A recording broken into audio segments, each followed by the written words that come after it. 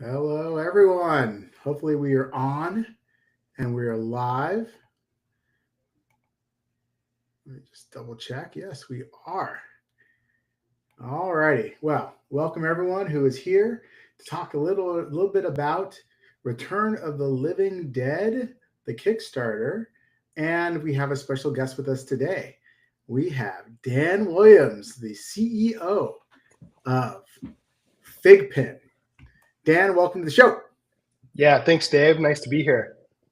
I got to say, one thing I actually love about you is your logo is cool.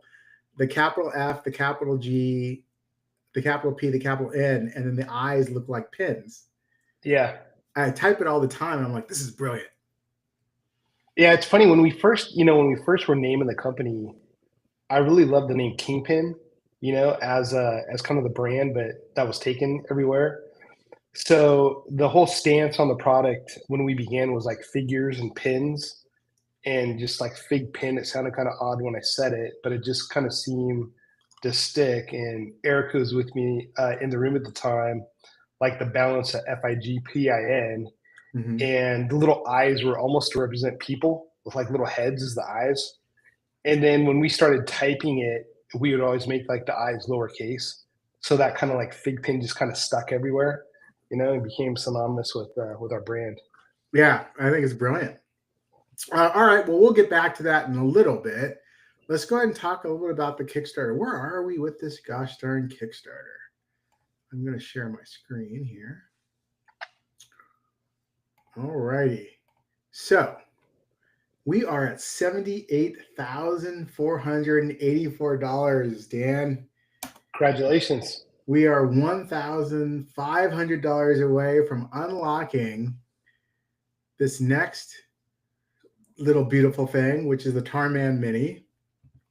Very And cool. I'm super bummed. I want to get there. What is Well, not everyone far waiting away. for? So if you take a look here, I think I might have some pictures of it. Oh, I don't.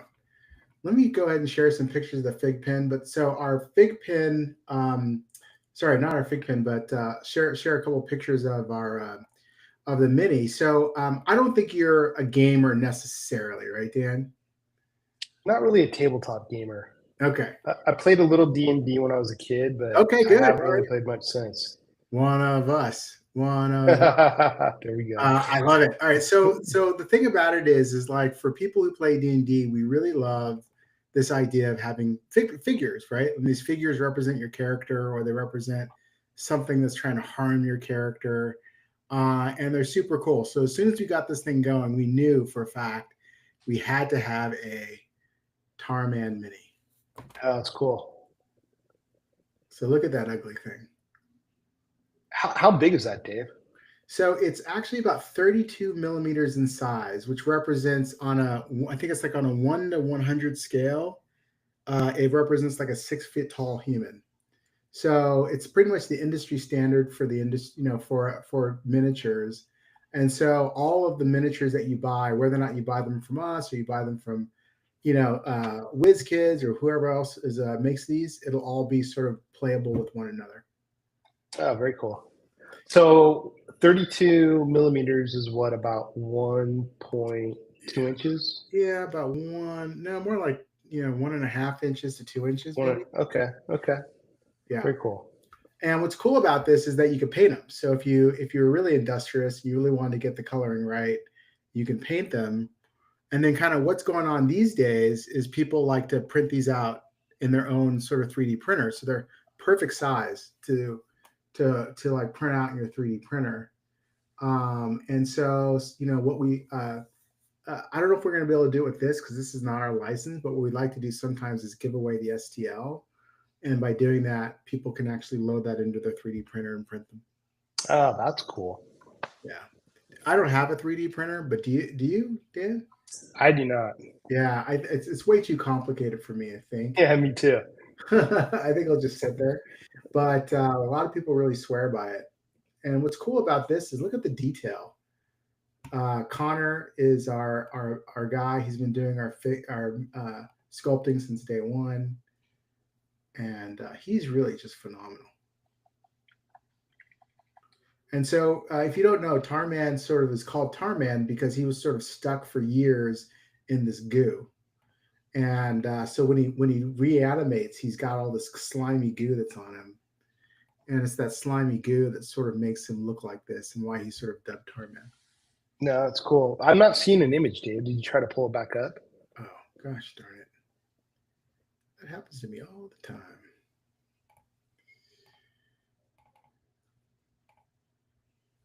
All righty, do you see these? Oh yeah. All righty.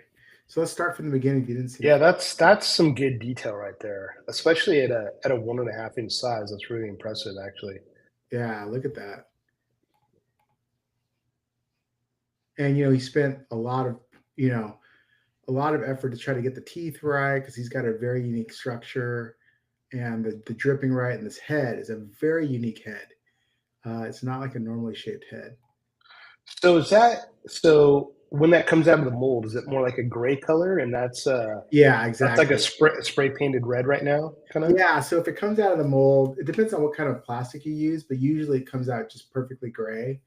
And then people can then go and paint it, put some Is it primer. a like a PVC or a ABS plastic or Oh what man, is I'm out of my depth. PVC it? sounds about right, I think. Okay, yeah. Okay, it looks like it. Yeah, so it's a good decent quality plastic. It's not like the finest plastic in the world, but you do want to leave Sure. it malleable. Yeah, yep, that makes sense. Yeah, so yeah, all right. So yeah, that's kind of that. So getting back to this right here. So yeah, so we're only at about 1,500 left. Oh wait, we got a little bit right Oh, there. there's a bite. There's I a love fish on the it. hook. Yeah. Just got one in the boat. Now we need about 15 more people. Well, I bet you we'll get there when we get to about 830 backers. But interestingly enough, though, we want to talk a little about pins. And so one thing I want to Yeah. show you, Dan, which you'll be super excited about, is that when you take a look at the actual people who actually invested in this sucker, we just released this thing right here, just the pins. We have 71 people Okay. who I'm sure Okay. Awesome. are huge fans of yours who just want the pins. They don't want the game. Hey, well, that's pretty sick right there. Yeah. And Dave, let me know, how did you do the regular versus the glow in the dark on it? How did we do it? Like, does someone get a regular one and someone get a glow in the dark one? What's the Yeah. difference So the in way the it in the works ordering? is we started out with this, which is the classic one. Okay. And the way it works is that you can buy it as an add-on. So you pledge, and then for $15, you pick up this fig pen. Okay. And then what we did is we said if we get over $50,000, then we're going to unlock the glow in the dark one. Oh, very cool. Okay. Yeah. That's how it works. Yeah, 60,000, and then we unlock this, and now people can buy both. Oh, very cool. Yeah, or they Okay. can buy one or the other. Yeah, I know glow in the dark's been a very popular type of variant for collectors for FiGPiN. A lot of people are always asking for more glow in the dark type of pins. Yeah. So Connor is asking, can you share the edition sizes of the pins, please? Don't know what an Oh, edition size is, but so I think what Connor means is how many are made in the manufacturing run, mm, and that's really going to be tied to really kind of the strength of the campaign here. yeah, You know, um, so Connor, I mean, if Dave gets a ton of backers, there's going to be a big number. If there's not as many, it's going to be kind of what it is. So you know, on the glow in the dark, maybe it ends up being something pretty coveted on a run size. yeah, 100%. And I got to say that we only have the ability to sell these fig pins on the Kickstarter, which means that when after the Kickstarter they're gone. So this is the time that you guys can buy them. And talk about limited edition. Yeah, big time. Yeah. I mean, you have a 30-day window to buy them. That is probably the most limited edition I've ever seen in my entire life. So this is the right time to buy it, and we have no limit. So if you want to buy 100 of them, you can. Oh, that's awesome. Yeah. It's funny because you sometimes see that kind of behavior in the FiGPiN collecting community. People will, we'll buy a few of them, to have, to trade, Yeah, to resell, that kind of a sure. thing. Um, so the fact that these are appearing to look pretty limited, that seems like a pretty good deal. Yeah. Yeah, I wonder if that's gotten the word out within your community, because I know there's some horror fig pin collectors, and I'm sure there's more than 71 of them. Well, you know what? We haven't really done a ton of horror, and I know it's a huge ask from a lot of the community that has been for like the last 5 years. To my knowledge, that I can just kind of think back on, we did Pennywise from It, which I thought was a really great big pin that we made in 3 inch.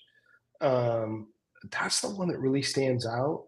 Uh, there's some stuff coming up in the future. We actually did a mystery series, so we kind of have this new format. Actually, I kind of brought just like this new format of like, we call them mystery minifig pins. So these are mini style, and we have I don't have the horse series with me, but it's like this where you'll have a grouping of like 14 different pins. And when you open it, you don't know which one you're going to get. Some are more rare than others. The idea is kind of like, collect the whole thing. So we do have a horror one out within the Warner Brothers universe. So you can have like a Pennywise, you can have some from Nightmare on Elm Street, some from Friday the 13th, that kind of a thing. And yeah, the horror genre is extremely requested within the community. Oh, well, I don't know. That feels to me like this is even more. I know, right? I think we're getting more and more coveted every single time we talk about it, which is exciting. Yeah, yeah, definitely. Connor says he has the ultra rare Freddy Krueger fig pin that you. Oh, that okay. Oh, okay, great. Yeah, yeah, yeah.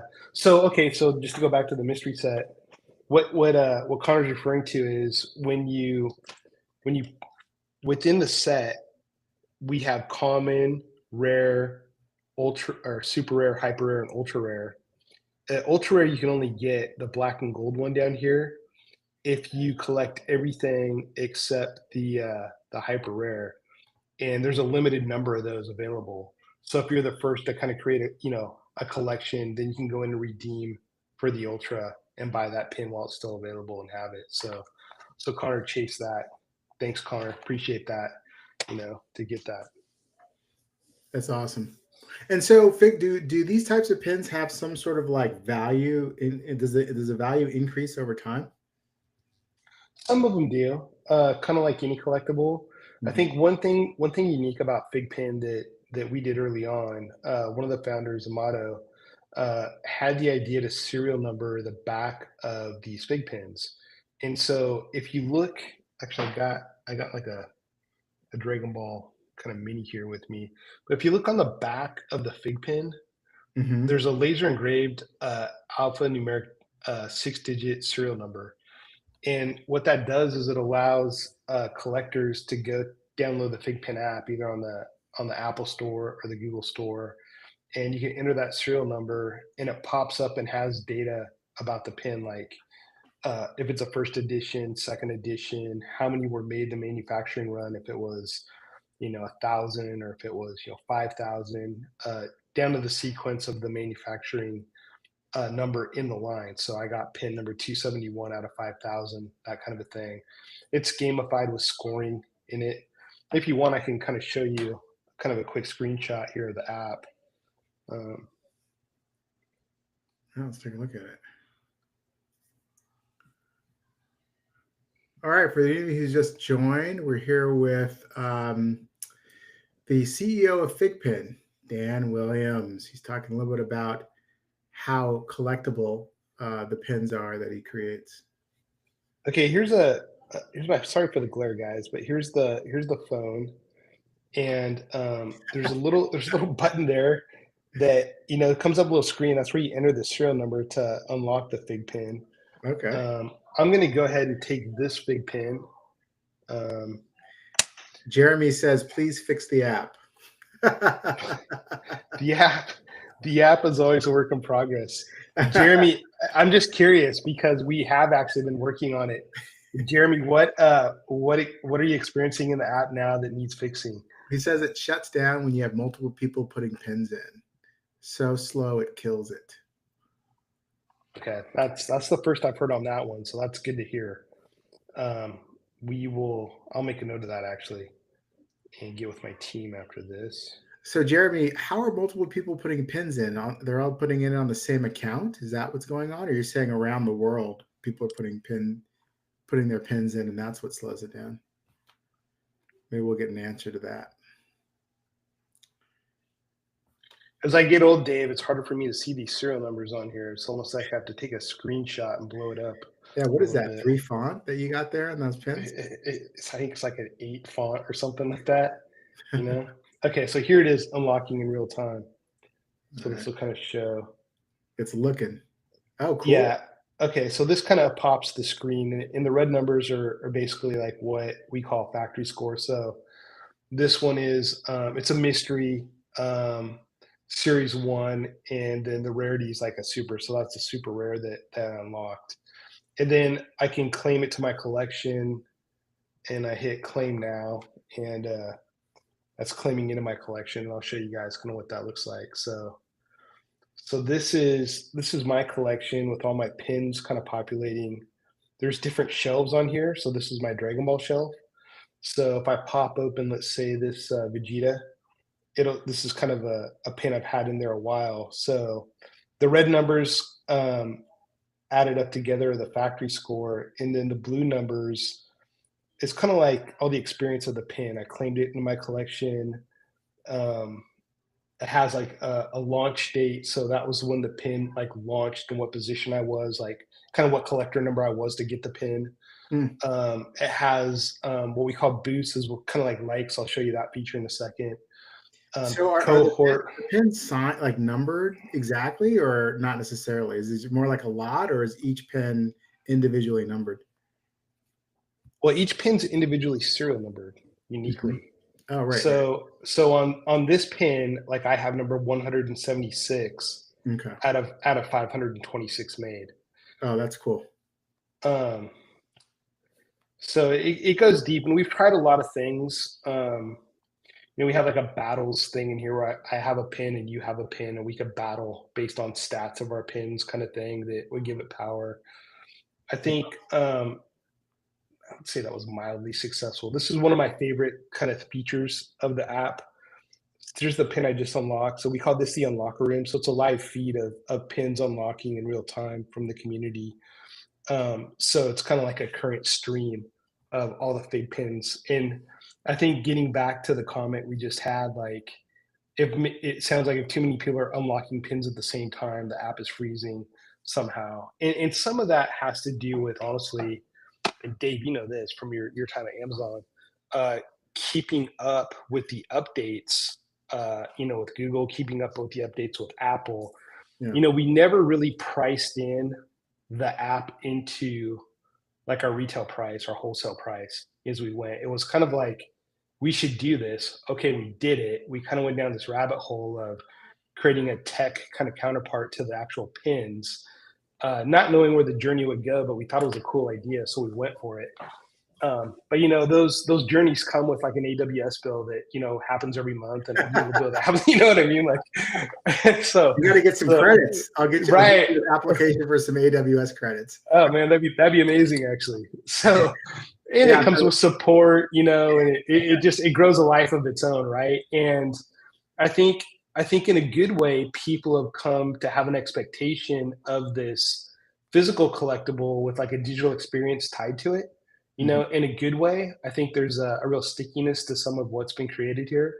I think how we've done the business around it still needs fine tuning and tweaking, and some help there.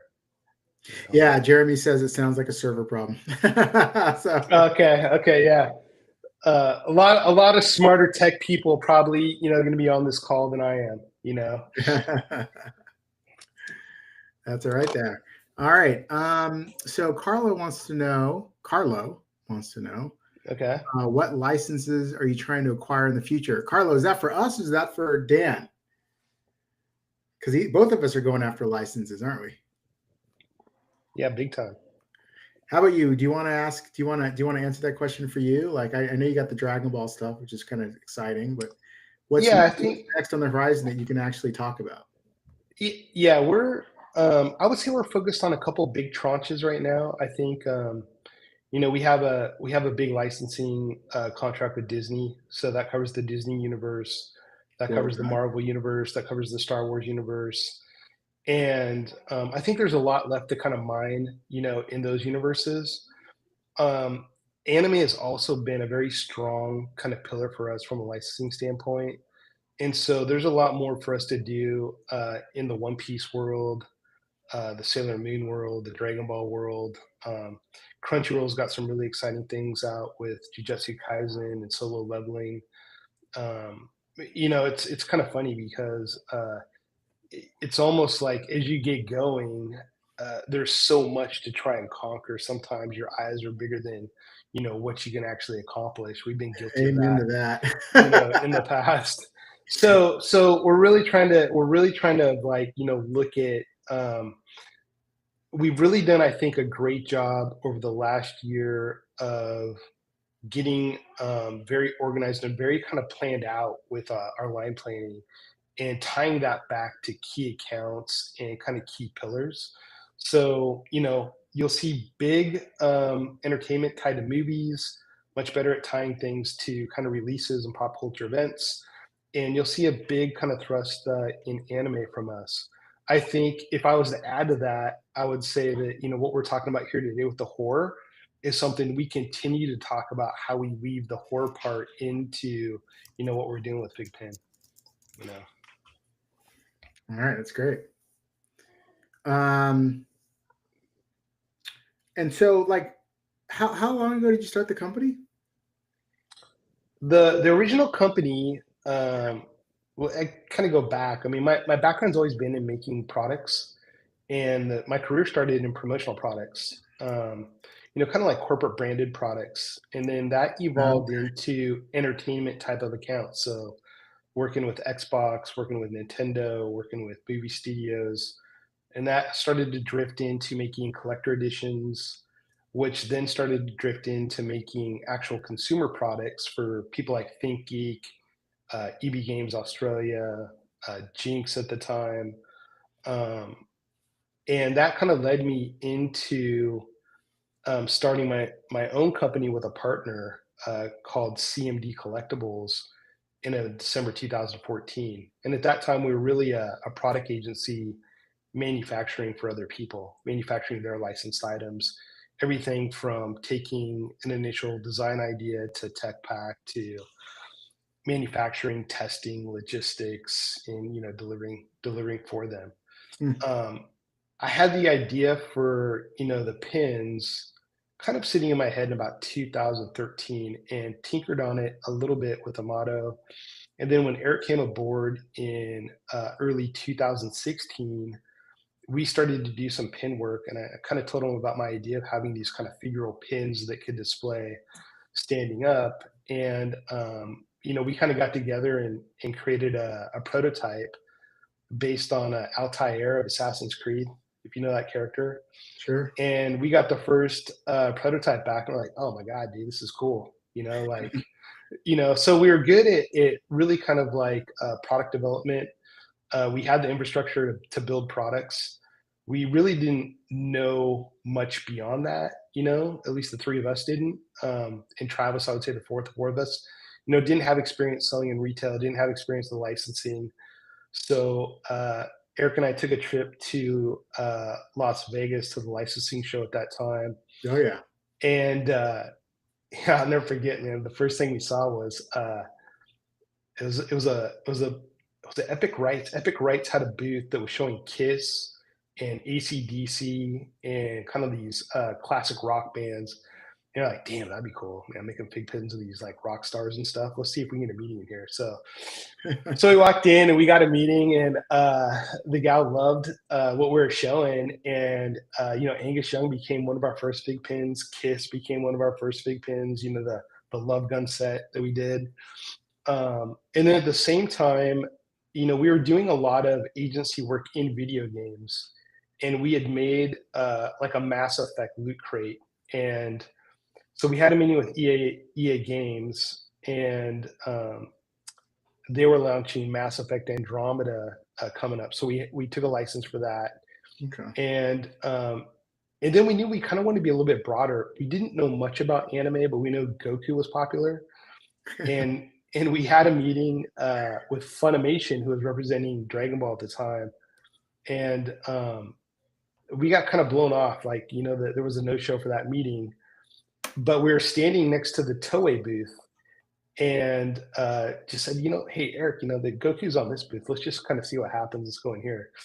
And we went in there, and the gal that was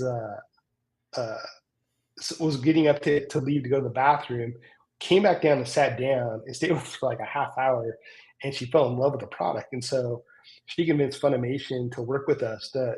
We pursued and got the Dragon Ball license. So we started with those 3 licenses, like the Rock Stars, Dragon Ball, and Mass Effect Andromeda. And That's so random. it's so random. And actually, the very first FiGPiN, Dave, there wasn't a lot of strategy, right? It was like, let's go get some characters and make this stuff and kind of put it out there, right? The very first FiGPiN we made was actually for Loot Crate itself. And Loot Crate at that time had gone through some explosive growth. And are they even around anymore? I was a big subscriber back in the day. Yeah, I think they got acquired by NECA, somewhere along the way. And anyways, I think they were getting into sports crates at the time. And I think this was an internal pitch to the New York Mets. And they gave us a PO for like 300 FiGPiNs, and it was going to be Noah Syndergaard, the pitcher. Huh. And so we had a Noah Syndergaard FiGPiN built. I thought it was super cool. And at the last second, they changed their mind and wanted to do Mike Piazza. So we made like one Noah Syndergaard, and then we made the 300 Mike Piazzas and delivered those to Loot Crate. And it's the only FiGPiN in all the FiGPiNs we've made that doesn't have a serial number on it. Because you had to rent it? Yeah, and that FiGPiN has like a lot of like, throughout the years, a lot of people have been chasing that FiGPiN to have that FiGPiN in their collection, and kind of thing. And so anyways, after that, then our second FiGPiN was a Super Saiyan Goku that was in a crate that delivered to Best Buy February of 2017. So it was packed in like with a Funko Pop of Vegeta, some socks, like a tumbler that had Vegeta on one side, Goku on the other side, and then the FiGPiN. So they came in a 4-color box, and that they made 5,000 units of those, and that was the first commercial FiGPiN that went to the public. And there was a video of a guy unboxing it, going through it, and dude, he was just so delighted to get the FiGPiN. And he was talking about, okay, I got this Funko Pop, and I got these socks, and I got this stuff. He goes, I got this awesome, I mean amazing, FiGPiN, kind of thing. And I think he said something like how awesome it was, and that was kind of where the tagline "Collect Awesome," was kind of born from, the inspiration, for that, whatnot. And then we went on, and we had the Mass Effect Andromeda launch.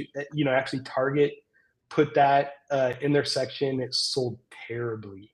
Like the sell through was terrible, and the buyer is still the buyer today at Target in that section, in that video game section.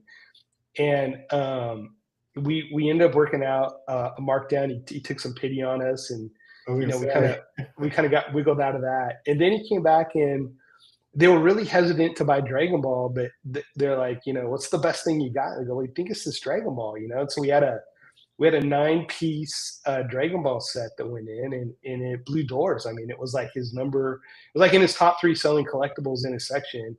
And so then GameStop bought it, and then we kind of started to like, get traction with that release of, the classic FiGPiN product, into retail stores and going, whatnot. That's amazing. All right, we got a couple more statements and questions. So 2 people, Adriana and B, want to know about that app. Do you want to say one more word about the app and how you're going to get it working again? They want it to be usable.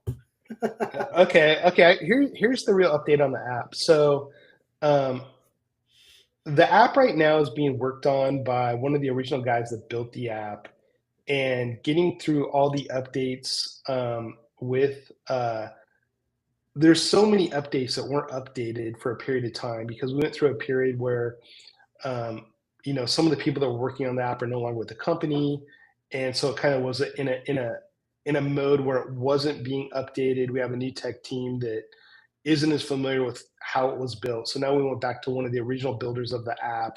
They're working on it, so it's kind of like we took the car to some of the original mechanics to get this thing kind of fine tuned. So that's where it sits right now in the process of it. So the app is actually being worked on in real time. Is there an ETA? Ooh, I have to get back to you on an ETA, but I'll have to check in, and we'll see if we can post something on our IG story Yeah, about an update on that. Actually, I'll make a note of that real make a quick note here. for people. Next question for you. We got it rolling in, which I'm super excited about here.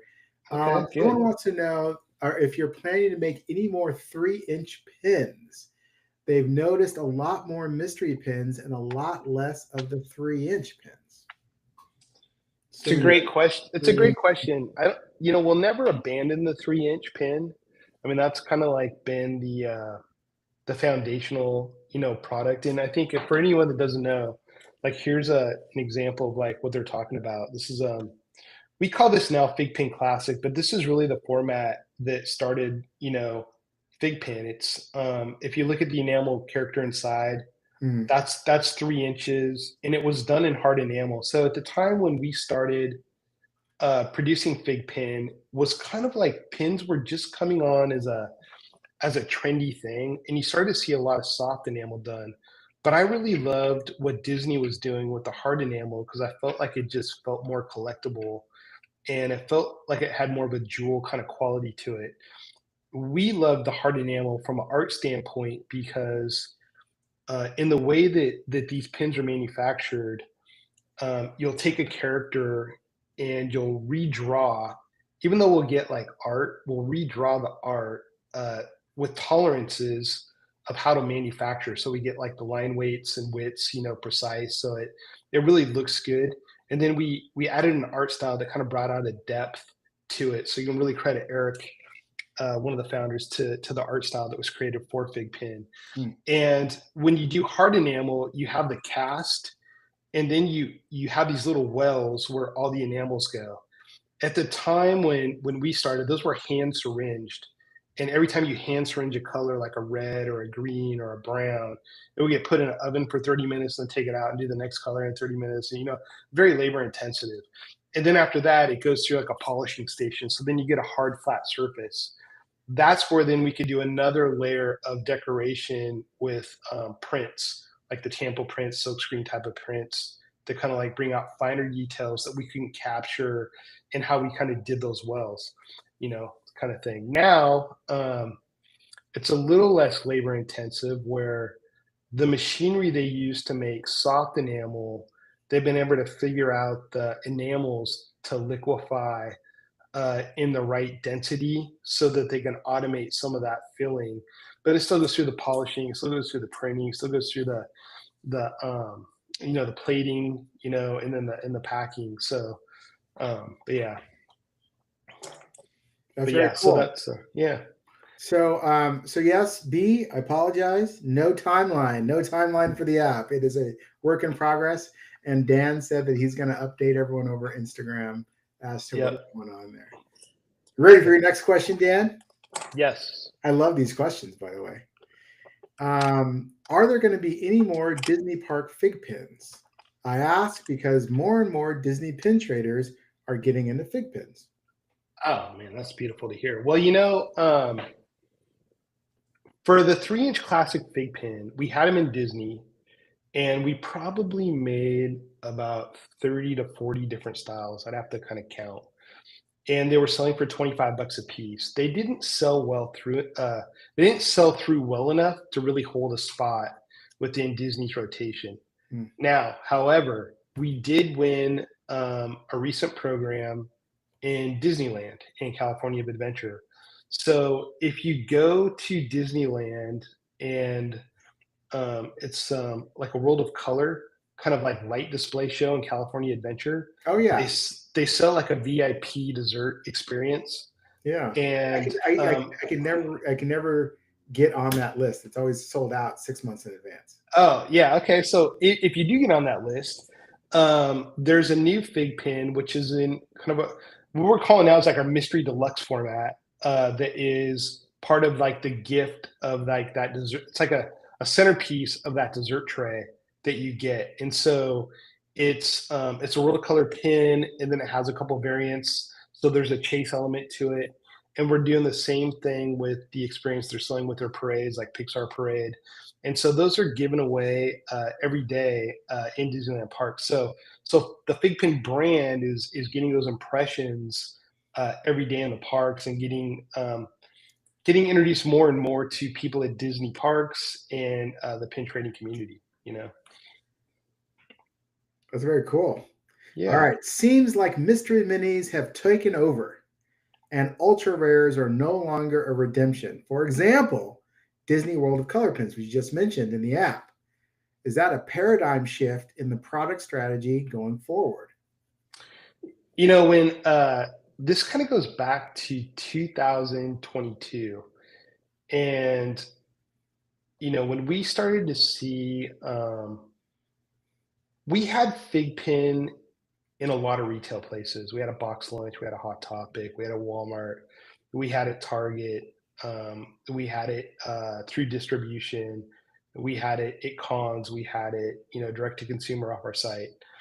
Um, we were believers because of the price point that we needed to be able to scale the product to grow the company. The classic 3-inch fig pin, for whatever reason, wasn't selling through well enough for us to really hold our spots, you know, in these retail locations.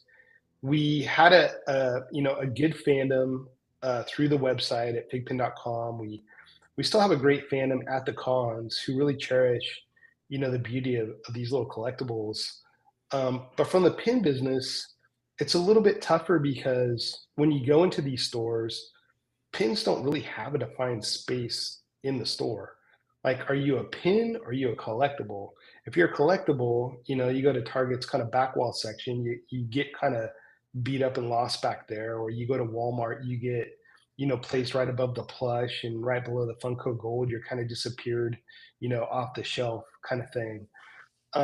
So for whatever reason, could be our lack of picking the right characters. It could be price point. It could be merchandising strategy.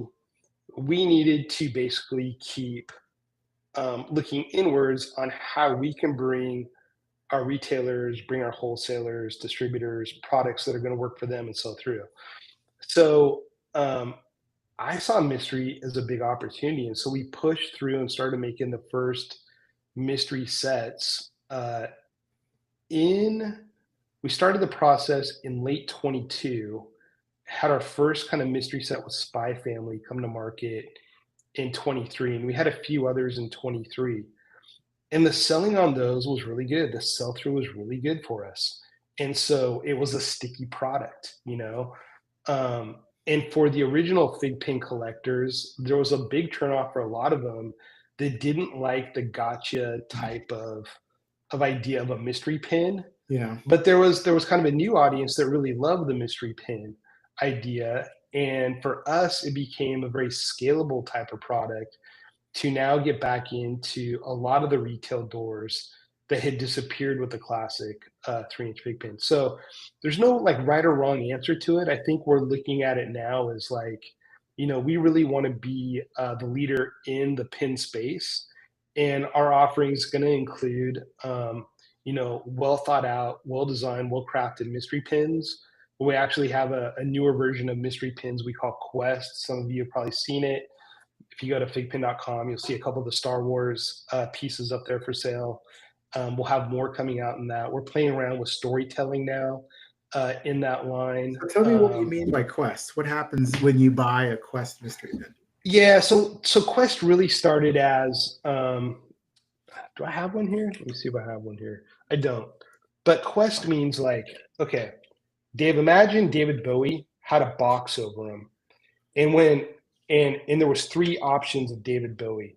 There was like an all full color, there was a glitter, and there was like a solid gold. And let's say that it was like 85% uh, or 75%, this version, 20% the glitter version, and 5% the gold version. That's what we call Quest and Mystery Quest. So it's like you're gonna get a David Bowie. You don't know which version of David Bowie you're gonna get, but we've kind of spiked it with a couple of rare ones in there to keep it fun and chasing, right? So that's kind of a new iteration on the mystery exploration we're doing. Got it. All Yeah. right. So few people don't love the mystery minis. That's fine. That's fine. One person wants to know if you're going to do any more Gundam. Ooh. No plans right now to do more Gundam. Yeah, I know how licenses work, so I know I, I can only assume why. Yeah, I think the Gundam pins were cool as all get out. Um, for we just didn't do a good job of selling enough of it to warrant staying with the license to keep going. Honestly, Yeah. Ladies and gentlemen, this is a real business. I just want to let yeah. you know that. Cool. And so no more Gundam characters, which means that they're more valuable. One person wants to know that they missed the FiGPiN number on the front of the case. Why did you get rid of the FiGPiN number? I know that's man. We had to make some decisions along the way that I know that weren't the most popular in the decisions. Okay. As our run types, as our you know on the ramp up of FigPin from kind of the beginning to I would say 2021, our run sizes um, could vary anywhere from like 3,000 units to 5,000 units to 10,000 units to bigger units. As we started to lose spots in retail, we tried to make up for that by making more fig pins in smaller quantities. But for that, we weren't really achieving good economies of scale with our manufacturing and our cost of goods. And so, believe it or not, like these these little sleeves, when you're running like 500 units or you're running like, in some cases 250 units, became very expensive to print individual. And we added up the cost of goods because you got to think like when you're building this, right? You have the art that goes into it as part of your cost of goods. Then you have the sleeve with its own number as part of the cost of goods. You have the testing cost amortized over 250 or 500 units. You have the mold cost amortized over 250, 500 units. The cases, like I don't know if you've seen this, Dave, but like, Oh, I'm excited. but on here, we built it with like a polycarbonate lid, so it's very clear plastic and very durable, Hmm. and this is like automated injection, so very hard to actually replicate what we did with this lid here. The bottom parts are all ABS plastic kind of snapped together. So there's just a lot of components that we built into this, the actual individual cards. So we still do the cards individually, but when you're printing like 250 to 500, you have the setup fee for the cards, you have the testing for the cards.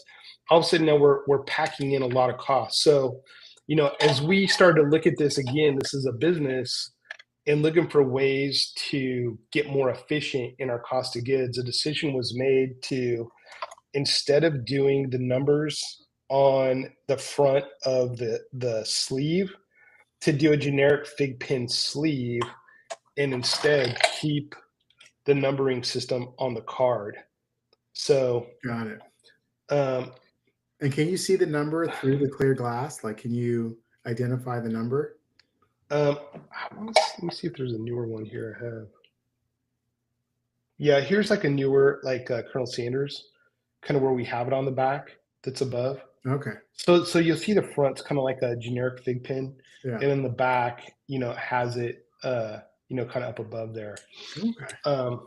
Yeah. So, and for like replacement sleeves, if people lost them, it was easy to replace. Hard to keep like track of like, you know, extra David Bowie sleeves and, you know, I mean, I think right now we're up to like 1,800 plus, classic FiGPiNs or something like that. Um, so that was a decision that was made, and I know that wasn't popular with some of the collectors. I get it. It was one of those business decisions that we made. As we went. Yeah, and you probably answered this, but it seems like Kiani said it'd be nice to have pin stats on the sleeves as well. Pin stats on the sleeves as well. Yeah. What? I'm not sure. Either I'm saying it wrong, but that's what he said here. Nice to have pin stats still. So maybe I'm getting it wrong. Oh, nice to have pin stats like in the app, you mean, or on the card? Okay. Yeah. Yeah. That's good. Steven wants to let you know that the XLs are awesome. Oh, okay. You know what? I brought one to show, actually. I actually had an in-person meeting last week, so I got a whole bag of a presentation here. So this, so I know, Dave, when you first listed Tarman on the Kickstarter, you listed as an XL. I did. And people were like, "Really? That's an XL? You sure, Dave?" And so then Dave and I had a conversation. I'm like, "Dave, that's a classic. It's like a 3-inch." And so, anyways, Dave, this is what an XL is. So it comes in this. I'll show you. It used to come like this. Okay. So if I show you guys, like, that's an original FiGPiN, like a 3-inch classic FiGPiN. And then this was an exercise when we were developing the product.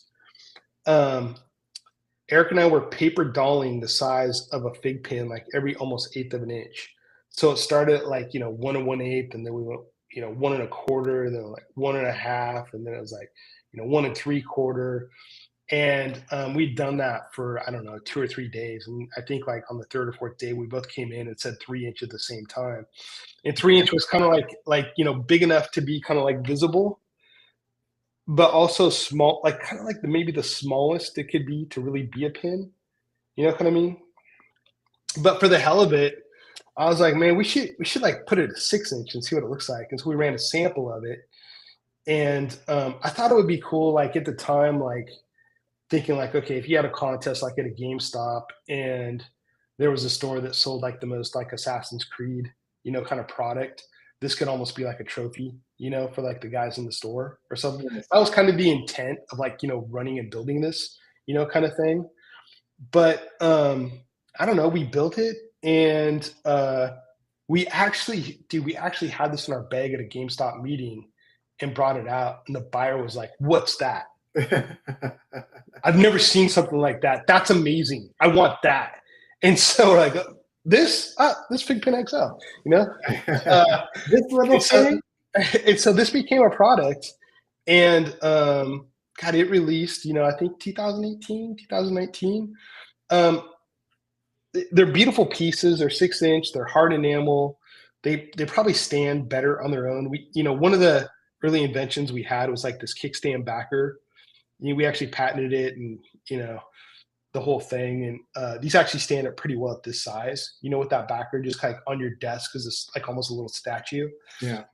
But then like the packaging for this is like a PET plastic, so it's kind of like it gets kind of beat up like when you ship it and stuff, and it doesn't kind of hold the collectible nature that like the cases do. And so there was a redesign of the product to make it more in collector type of packaging. So this is kind of like, now we also have like a horizontal version. So this is for like Teenage Mutant Ninja Turtles.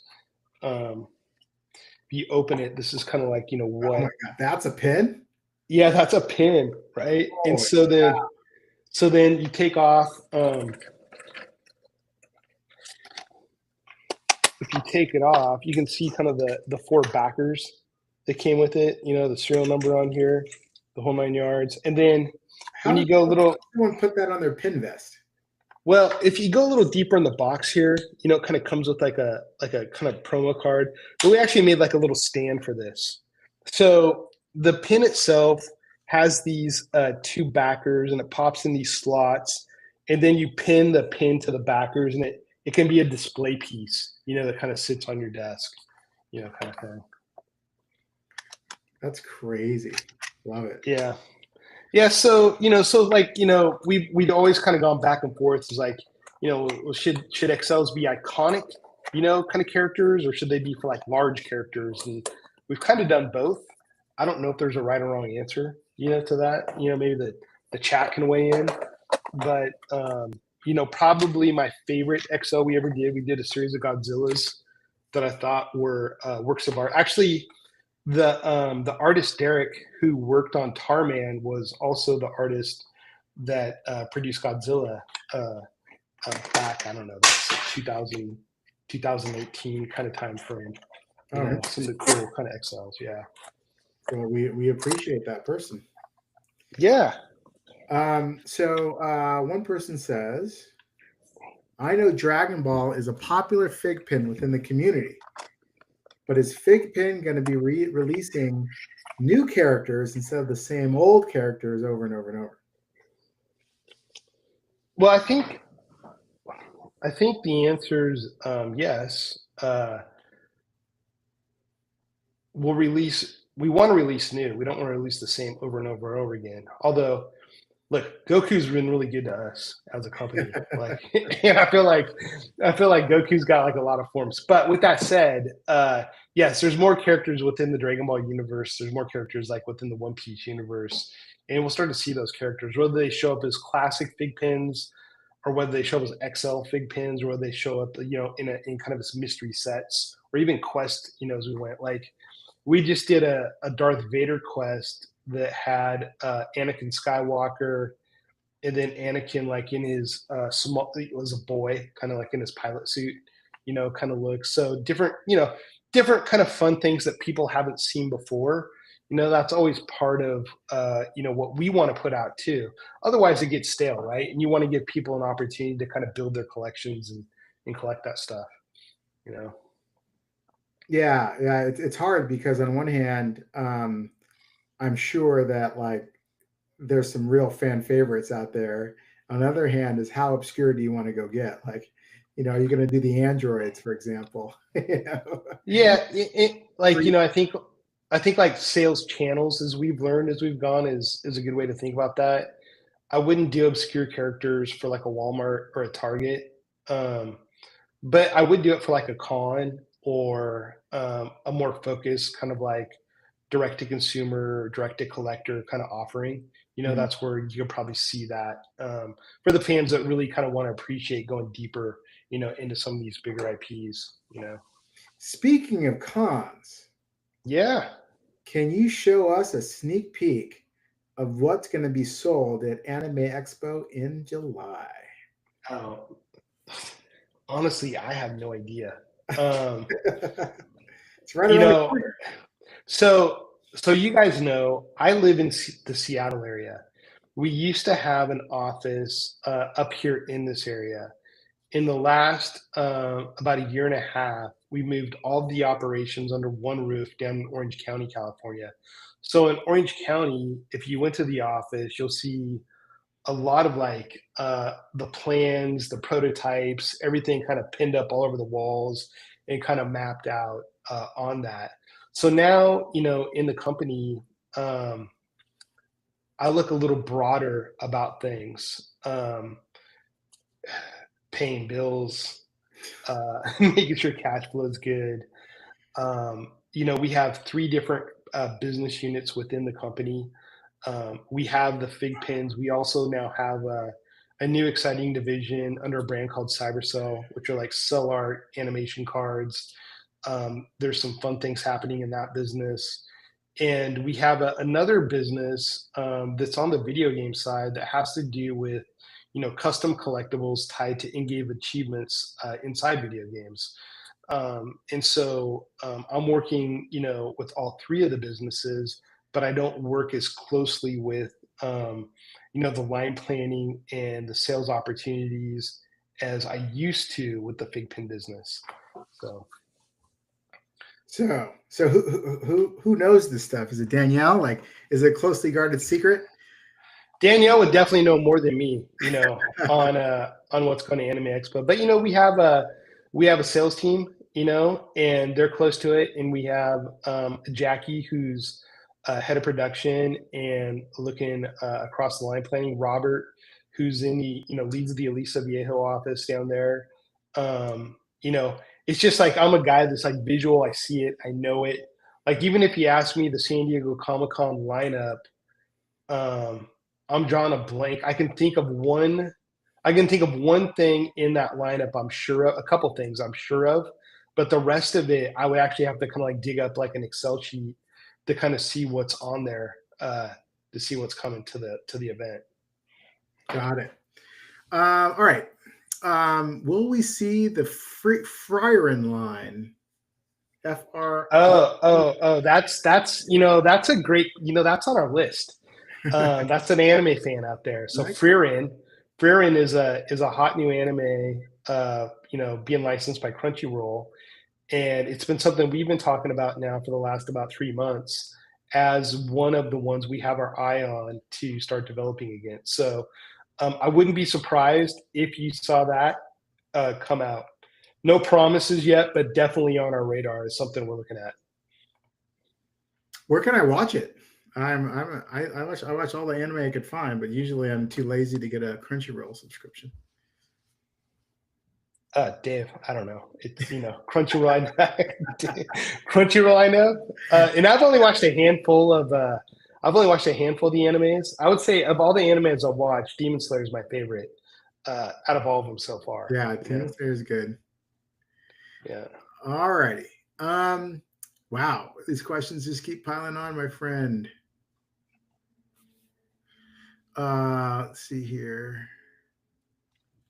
Goodness gracious. I totally get the cost, but the uniqueness of it all is what drove collectors to collect. The unique number to load it on the app makes it unique. So please fix the app. Okay. You know what? Well noted. And we won't let that comment slide. So look for some communication from our team, coming back out of this live session here. And I prefer the XLs over the new ones. Matches the 3-inch model, and it isn't $60 for one shipped. So you like the old XLs or the new XLs? He says he prefers the old XLs over the new. Prefers the old XLs over the new XLs. Mm-hmm. Yeah, that was a decision we made to go kind of a little more bougie with the experience on that. It's hard. Yeah, that's the way we took it. Yeah. All right. Okay. Fair enough. Let's see here. We are losing vendors to purchase FiGPiN. Are there any plans of expansion or events to promote? Some comfort to know that you guys will still be around for a couple of years at least. Yeah, appreciate that. I didn't get the first part of the question, Dave. It says we are losing vendors to purchase FiGPiN. So I don't know what that means either. So Jay Cora, can you give us some context to that first part? Like, are you a retailer or something? What do you mean by you're losing vendors? Let us know. And we'll move on to the next question. Will we ever get a diorama connecting pins like Disney, where you could actually build a picture or a shape? Oh, like on the mystery sets, how they do the puzzles and that kind of thing. Yeah. We haven't. I would say never say never. I think those are fun. Why not? You might see something like that from us in the future. That sounds like fun. Or what about a pin on pin setup to make the pin a little bit more 3D? Yeah, I've always liked that idea. I thought when we were doing Thanos, it would have been cool to do like a helmet, like pin on pin to give it just a little more pop and that dimensionality. So I definitely like the pin on pin. I think at the right moment, in the right channel, because we are adding cost by doing the layering of a pin on pin. Mm, But I definitely think that could be fun too. You know, yeah. All right. What is Arthas? Arthas was not good, according to someone. Arthas Arthas is a character from World of Warcraft, Okay. uh, otherwise known as the Lich King. Uh, And Arthas was first a 3-inch big pin, released as part of a 4-pin a Blizzard anniversary set. okay. And then we came back and made Arthas the same pin in XL in the new kind of XL packaging. So I'm wondering if the reference is to the newer Arthas XL. Mm, yeah, maybe they didn't love the implementation of it some way. Who knows? The Witch from Mercury XL Gundams was amazing. I know the Gundam XLs were actually some of my favorite XLs, honestly. You know, it's a shame that we didn't really find the business with the Gundam line because I do think those were actually really cool fig pins. Yeah. The Boba scene was good, and the TM van was good. TMT van was good. Okay, I appreciate that. Thank you. All right. So it says here, will Dragon Ball even release a pin? All we've had are minis. No, we'll definitely be running the full line in Dragon Ball. So you're gonna see everything. You're gonna see classic. You're gonna see XL. You're gonna see mystery. You're gonna see quest. Dragon Ball's Dragon Ball's a core. With us. Mhm. Yeah. So the licensing is live and well on that Yep. one. All right. Will you ever get Lord of the Rings? That's a good question. We've talked about Lord of the Rings internally. We haven't prioritized Lord of the Rings, um, but I would say it's one of those IPs and licenses we've talked about. But right now, there's no action item on it to make something yet. Yeah. Do you have those relationships? We're a Warner Brothers licensee. The licensing's held by Warner Brothers, Great. so that's a potential. All right. Excellent. Do. Can we get a Lilo and Stitch Gantu in the XL size so he's to scale with the 3-inch classics? That's fun. So that's kind of like where you want to see a large kind of scale, right, of a character in the Mhm. XL. With kind of your setup. I get it. Look, Stitch, man, is like one of my favorites because he just keeps selling, and I don't know what it is about Stitch, but people love that character. And I went to a Disney summit. Oh man, maybe a year or two ago, and without like any movies or any shows, they were just talking about the sales acceleration of Stitch that they were seeing kind of broadly, and he's a very popular character. So, doing more Stitch, expanding into the XL with other characters is something that is possible. Yeah. Sounds like there's some popularity. All right. Is there any ETA to fix the validation process? I'm assuming that's the app thing. The validation process. Yeah. Any plan or ETA to fix the validation process? Validation process. I'm trying to rack my brain what that is. All right, Alan, if you can give us an update so we can understand what that question refers to. J Core 610 says, is there any way that people can provide design inputs? Oh, you mean ideas on how you want to see the characters drawn or what you want to see drawn? Yeah, maybe. Sure, we love all that fan feedback, honestly. Look, I think like, hearing from the people that are buying and wanting to collect is always a great thing for us. I would say that depending on the licensor, it depends what we can execute and what we can't. Some licensors are a little more free with what we can do creatively to build something, and some are a little more like, this is our style guide, and make sure this eyeball matches every millimeter on this, or you will be in revise and resubmit hell, man. Like, Right. so it depends. It depends on the character. It depends on the license. Depends on the scene. It's every one of these things is a little bit of their own journey. Yeah, I can only imagine. But is if people did want to provide some suggestions, what is the actual process? Is there a form on your page? Is there an email address they should send it to? What is the best process to actually communicate that to you? Yeah, that's a great question. I think the popular email, I'm just going to double check this real quick, Hmm. but I think it's info@figpin.com. Okay, so you prefer email. Yeah, I think so. And look, I mean, Danielle's awesome, who runs our social media.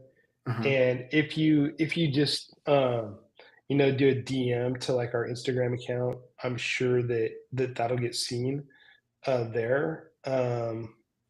Info@figpin.com is good too. That comes into the company, and look, we're a small group, so it's gonna get seen. Okay. What happened to the bleach line? Bleach was tough, and so product approvals were extremely tough with Bleach, and the way I understood from the biz side was the original creator of Bleach actually was the person approving like all of the licensed products. And so on the one hand, you had Bleach, and then you had the new Thousand Years War Bleach. And there's a little bit of like, if the kind of where the priority kind of like in the approval process was, in timing, it was just tougher for us to maybe get the right attention or the right motivation to move things along. We had a mystery set for Bleach, and when you said the word validated, the first step in our process of product creation is we will create a lineup and we will take that to the licensor for a validation. After it gets validated, then it gets basically handed off to an artist and they start drawing. You know what I mean? But we had a mystery set teed up since the beginning of the contract that never even got to validation. So we never even got a 2-year contract. We never had a chance to actually like create art for it to get to the next step. So, I would say that, we know Bleach is big, a big universe, and we know it has a lot of characters. But again, when you balance like, if I look at the thing in totality and I look at this as a business, it's we only have so many resources internally. Where do we spend our time? And how quick can we get approvals and something manufactured into market and sales to generate the profit, to run the business? You kind of have to make those decisions. So that's kind of what happened to Bleach. I'm glad that we actually got some of the product out. I know there's a lot more to conquer there. We just weren't able to get enough out to keep that one going yet. Got it. Okay. I think people are sad about that. One person said that they would absolutely love for a way for them to vote for future releases. That's a fun Set up idea. a poll or something like that that people can vote on. Yeah, that And that's a good idea. We should do that through social media. I think we've done some of that in the past. Um, but I'll bring that one back to the team. If the team's watching, we should talk about that. It's a good idea. so we do that. We actually do a new release every single month, and so 3 months in advance, we put out a list of 10 to 20 ideas, and then we have them vote on it, and then the top three is what we work on. This month, by the way, we're actually launching a Jurassic dinosaur game based on the Everyday Heroes rules, because that was one of the vote winners that we actually. Oh, that's cool. That's awesome. Yeah, give the people what they want. Mm. Would you consider a special release for veteran collectors? Oh yeah, I love that idea. I mean, ways that we can, thank, um, kind of the veteran collectors, as you mentioned. Definitely. I think there's a lot of chatter internally with us about loyalty, about where we take the app experience, all that kind of stuff, of things that I think we have foundationally set up to really, do a good job of recognizing, creating kind of fun things for people that have been, veteran collectors and whatnot. So that is definitely something that's in the thought process and kind of conversation. Yeah. All right. Do Halo. Anything else going Yeah, on with Halo? nothing Or is it currently. done? We kind of had that one moment in time with the Halo series, with the series of Master Chiefs that we made, which I think are some of the coolest fig pins, honestly. But currently, we're not doing the Halo license. But Got it. never say never. Got it. Any other video games coming up? Video game licenses that you're working on now that the Halo release is gone and buttoned up?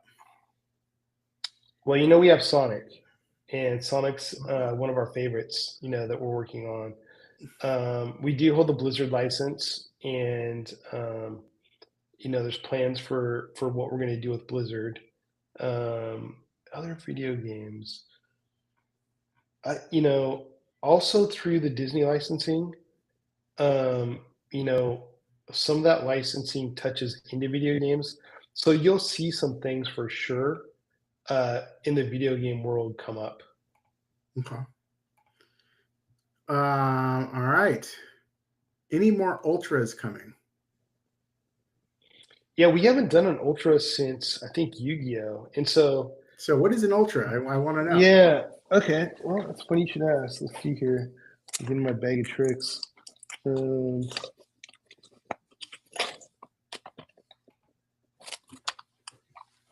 did I bring the ultra with me?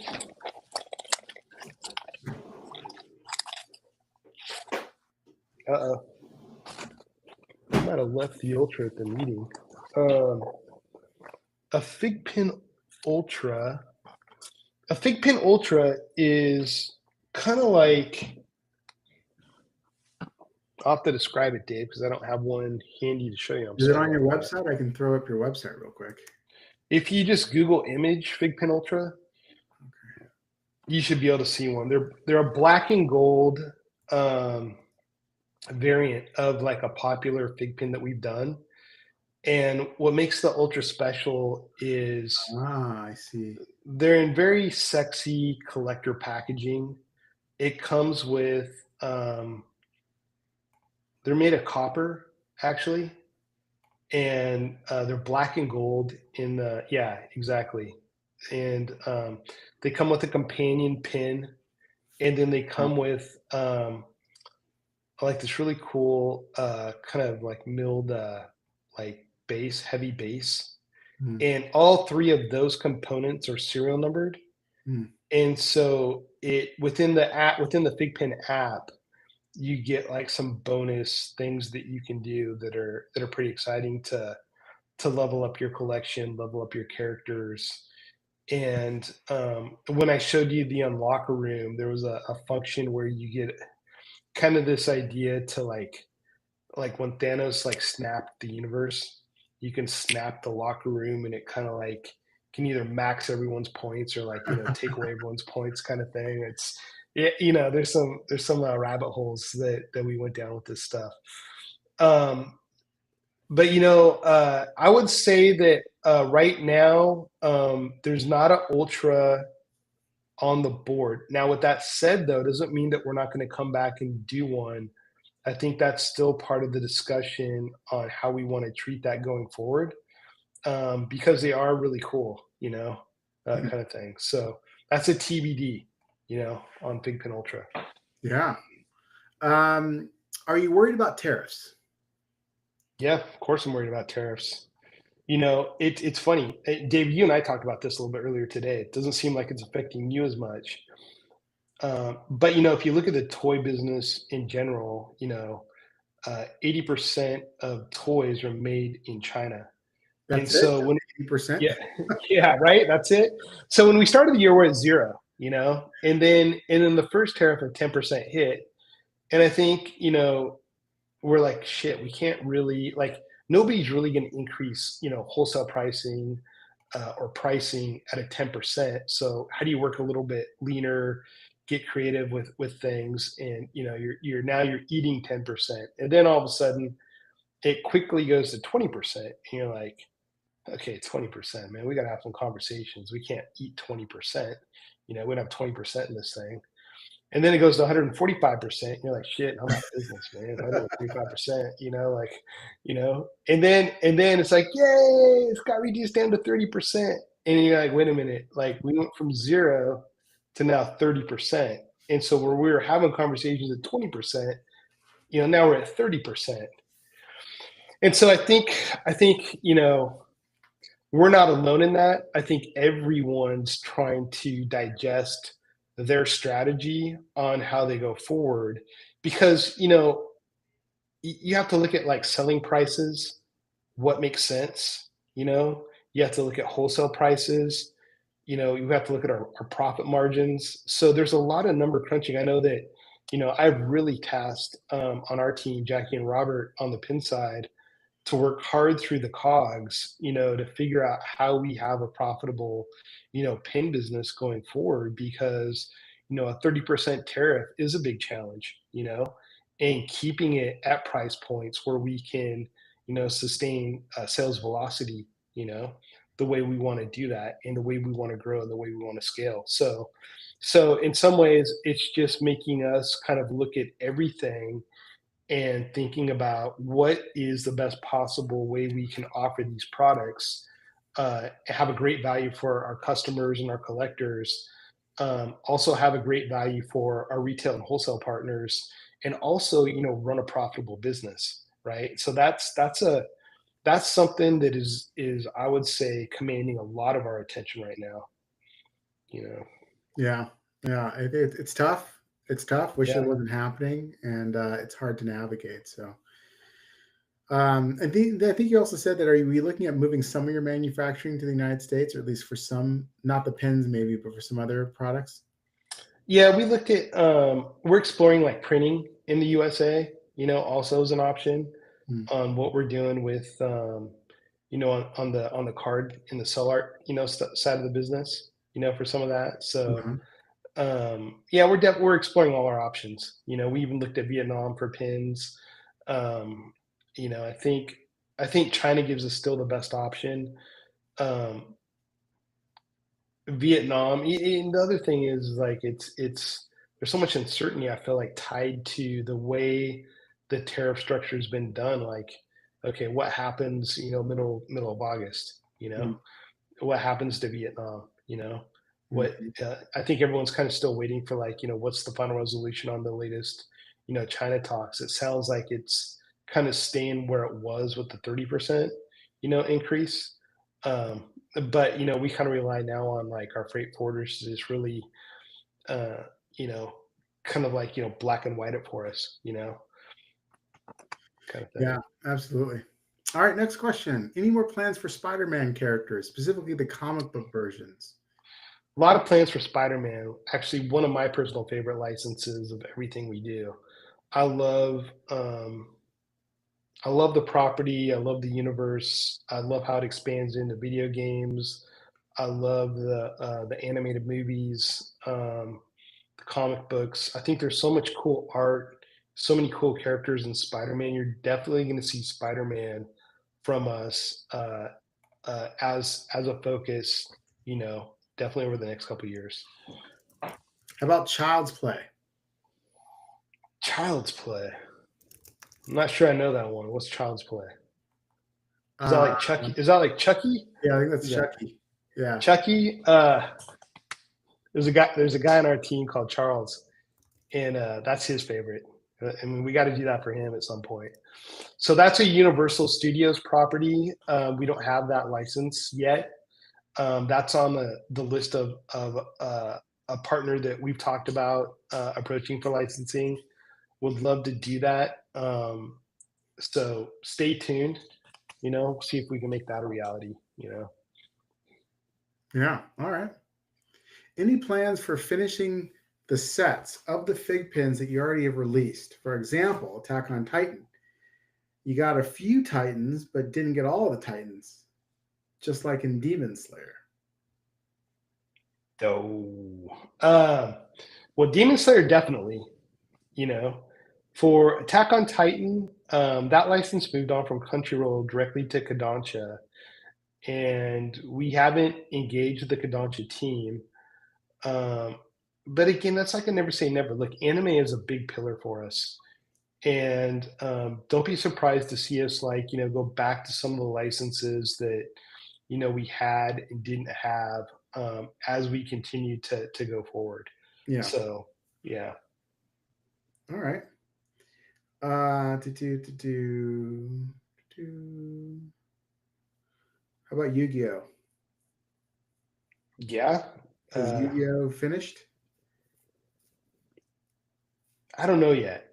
TBD on that one. Honestly, we still have the license. Uh-huh. It's all about making sure you can get something compelling that you could sort of sell through a bit of, right? So Yeah, you're trying to figure that out, I'm assuming. right. What is your next Ultra 3-inch pin? I didn't think Ultras were 3 inches, but what's the next? Yeah, no, I think they're referring to the black and gold Ultra you were just looking at, Oh yeah. Dave. Okay, yeah. Right. So what have we done so far? We've done Darth Vader. We've done Altair. We've done Sorcerer Mickey. We've done Batman. We've done Yu-Gi-Oh. Is that it? That might be it. Um, Man, I would love to see Goku, Vegeta. I'd love to see an anime character come up in Ultra. Spider-Man's another one we've talked about, but probably somewhere in that range would be my guess. You know, Okay. StarCraft? StarCraft. Uh, that was possibly the single best work of art I've ever seen in a fig pen. Was what we did with StarCraft. Kind of have to look up the character, but this is Eric who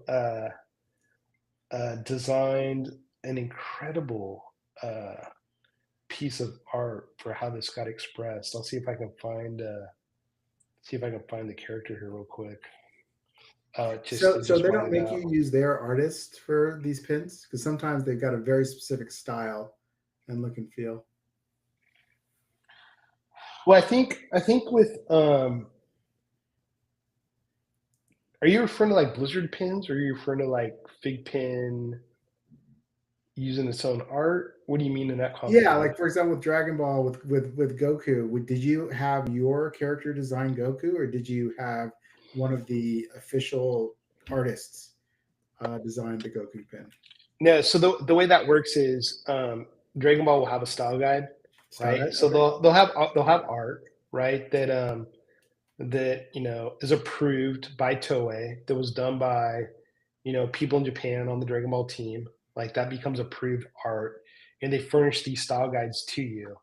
From the style guides, we will pick out characters that then we'll get that piece of art. Let's say as like an AI file, okay, but we will redraw that piece of art to basically put it in FigPin form. And so FigPin form, when you look closely and you get to know the FigPin line, you'll see some kind of like shading that kind of gives it this three-dimensional depth to it.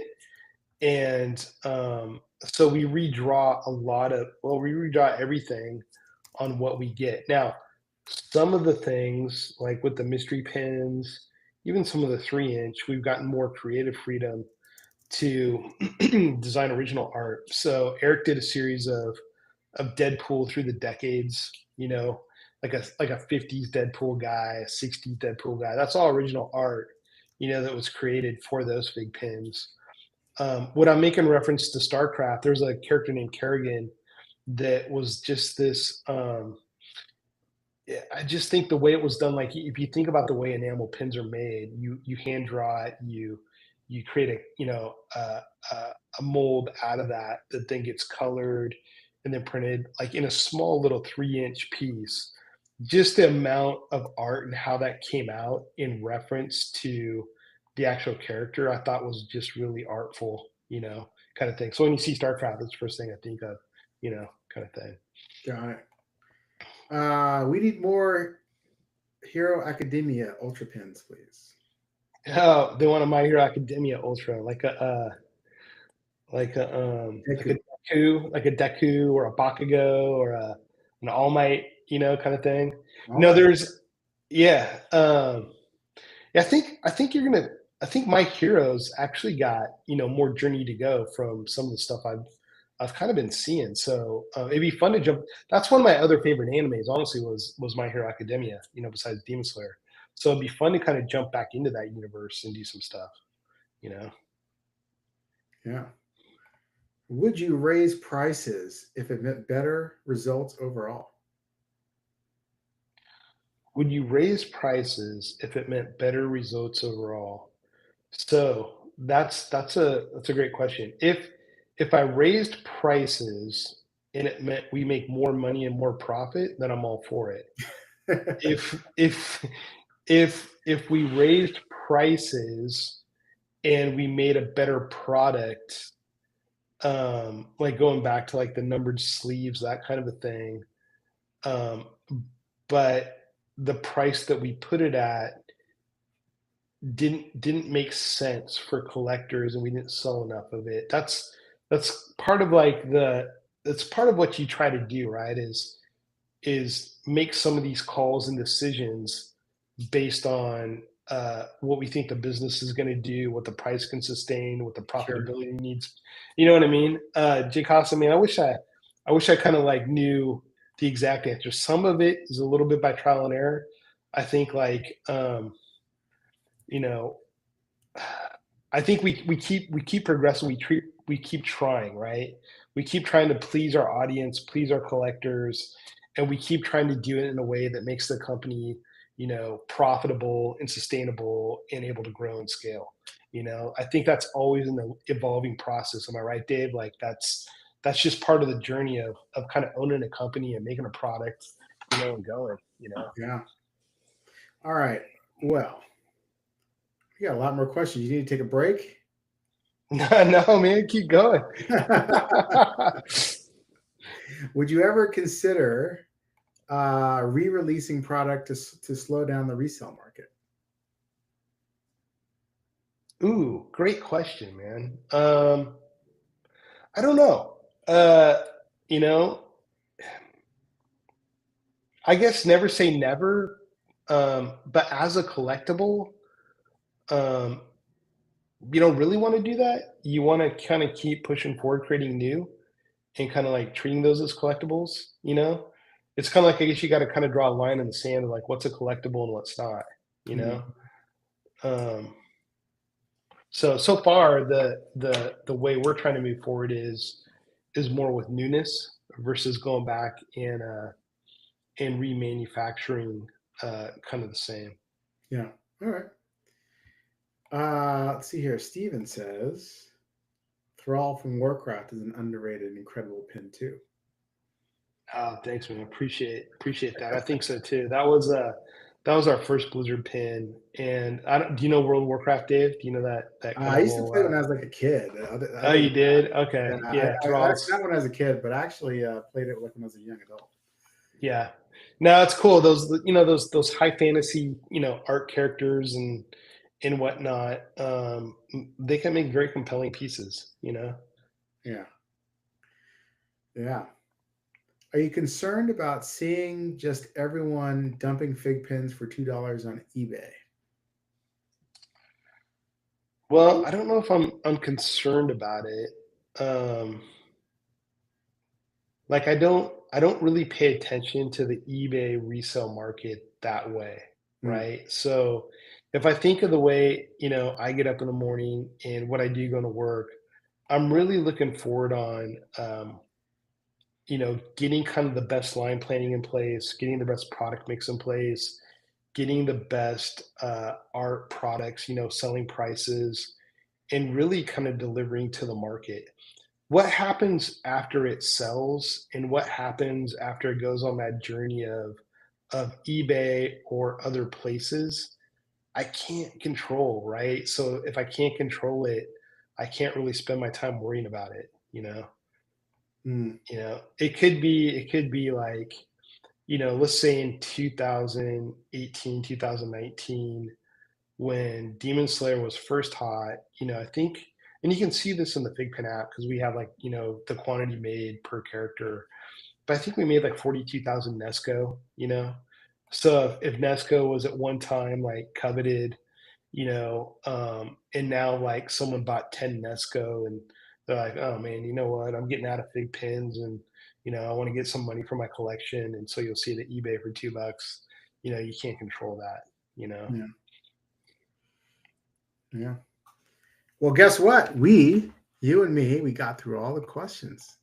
That was Ah, all right. fun. Okay. Okay, great. Yeah. So I just want to remind everyone that we've got two amazing fig pins designed up for us, Tarman and Tarman Glow in the Dark. This will be the only place you can buy them because yeah, the license holder wanted us to focus just on this Kickstarter for those pins. So this is your opportunity to start your horror fig pin collection. And Dan, man, we ran long here. I want to thank you for sitting down and answering all your fans' questions.